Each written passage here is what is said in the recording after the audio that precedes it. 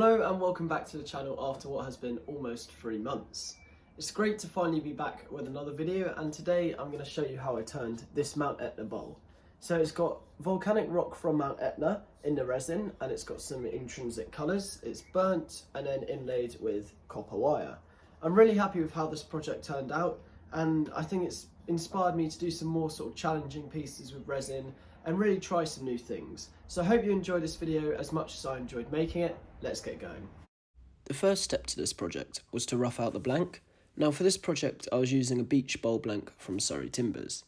It had been about 3 months since I had properly bowl turned, so it did take a while to get back into the rhythm of things, but I really did enjoy getting back into it.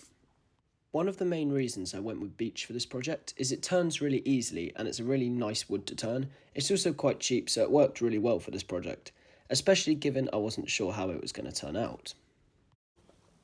Okay, so we've got the bowl now turned, and I've cut a little groove in it, and what I'm doing with that groove is I'm going to inlay some copper wire.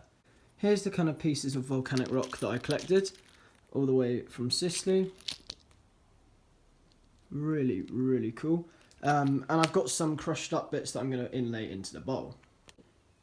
Now, in this bag is my little sort of powdered bits of volcanic rock, and I've got some silica gel in there just to keep them nice and dry.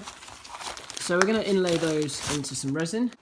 So with the bowl now turned, I'm now going to move on to burning it, adding the resin and sort of getting it into that style of Mount Etna. So I've burnt the bowl, pretty happy with it, looks pretty cool, nice and burnt. So what we're going to do now is we're now going to let it dry out a bit because it's just, well, cool down because it's still quite warm.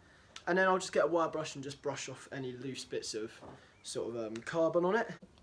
So I've done some rough measurements on here. So the centre is going to be about 3 to 3.5 inches, so that's all of this bit. Then we've got an inch sort of rim here. Then we'll have this, which is just over an inch, which will all be filled with resin. Then we'll have a groove here and a groove here. And obviously we'll have the centre hollowed there. Don't quite know how it's going to turn out, but I'm hoping it will look pretty cool. I used a skew at a 45-degree angle to just round over the edge of the bowl. The reason for doing this was the bowl wasn't entirely circular after burning it, as it had slightly warped. But I did like this effect, and I think the 45-degree chamfer was really nice and added sort of like a smooth, rounded over appearance to the bowl. Using a round scraper, I then started to cut in the places where I was going to pour the resin and also the central part of the bowl. I then sanded it using some 120 grit just to make it nice and smooth on the inside. I did also use a spindle gouge on the central bit just to add a really nice smooth finish. Now obviously you've got to go careful using a spindle gouge on faceplate work, as there is more likelihood that it will catch because it's a smaller tool and the spindle isn't as thick as the bowl gouge, but it was absolutely fine for this and worked really well. Okay, so I've got some sort of volcanic rock smashed up and placed onto the bowl, so we're now going to mix up the resin, pour it, and I'm going to add some dyes into it as well. Hopefully it will look quite cool. So I finished burning the bit that I had sanded off, so we're now going to move on to the resin. Now, got some gloves here, goggles, some iridescent paints, hardener, container, syringe, resin and goggles. So what I've done is I've placed the volcanic rock inside the bowl, and I'm now just going to pour the resin around it, but I'm going to mix it into yellow and red and a bit of clear. I haven't decided if I'm just doing clear yet. I want to try and get a bit of yellow and red in it, so I think that's what I'm going to do. Now I hope these bits sit below the surface. I'm just trying to break up any that don't. Quite easy to break with your fingers, to be honest. This was one of my favourite parts of the project, mixing up the resin and pouring it. It's always quite nice to see what colours you get with the resin, and I tried not to mix in the colours too much so that it had some parts of more red, some parts more yellow and some parts more orange, and I think that added a nice contrast between all the colours. So it's been about 2 days since I cast the resin, well about a day and a half, but I'm now going to put it back on the lathe but give this a little bit more of a burn and a bit more of a burn on the top. Then we're going to put it on the lathe. I can start to sand the resin back, getting it nice and smooth, and then we can add some polish, put the copper wire in, and maybe we'll make some sort of pedestal for it to go on. I haven't decided yet, but so far I'm pretty happy with how the resin's gone. It does look a bit like dirt. I was expecting it to look a bit more exciting than volcanic rock, but saying that, I haven't polished it up yet, so it may be even cooler when it's done, but I'm still pretty happy with the overall look of it. I I then used a small chef's blowtorch just to sort of char the edges and the top face where I had taken some of it away with the sandpaper. And you shouldn't really do this with resin, but it was absolutely fine. Now, it should go without saying, I don't recommend burning something when there's resin in it. Not particularly safe, but I had fire extinguishers close by, so it's not too bad. Now, there are a couple of very small cracks where I've burnt it, which sort of is to be expected.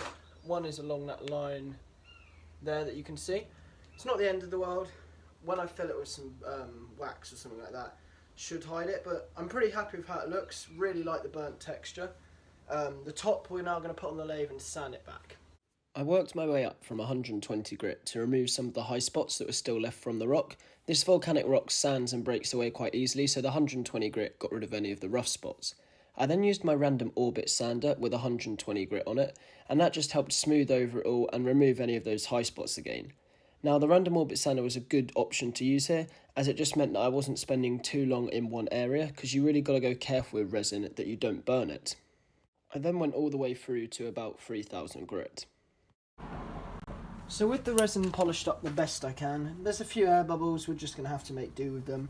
The resin's well out of date and it wasn't easiest to cast, but we've made do.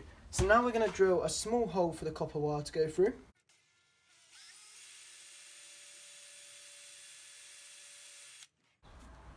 Okay, so we've got a small hole which I can now route the copper wire into.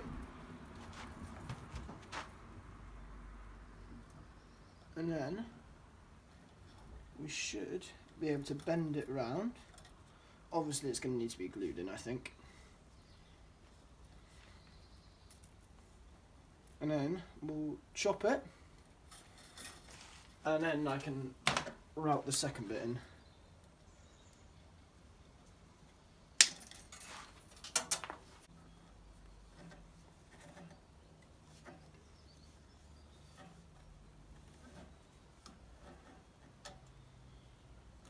I'm going to need some very delicate pliers to do this. These probably aren't the best.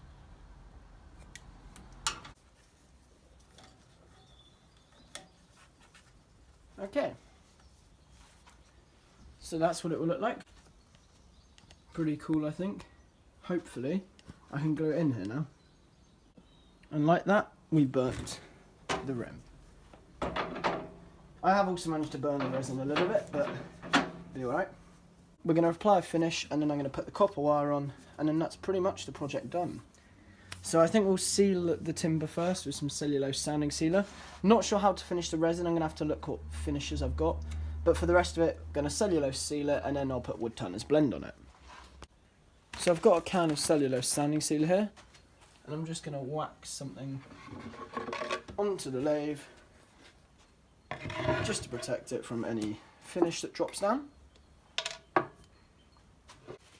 Try and keep it off the resin if I can.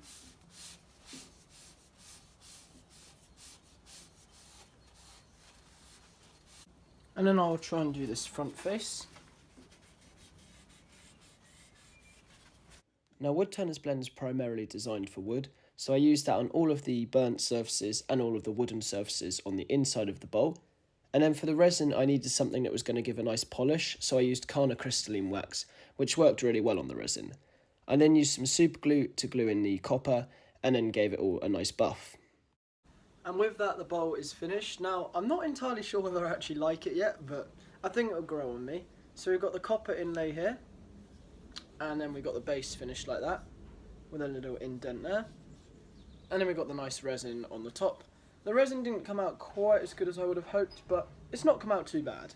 But overall, I still think it's pretty cool.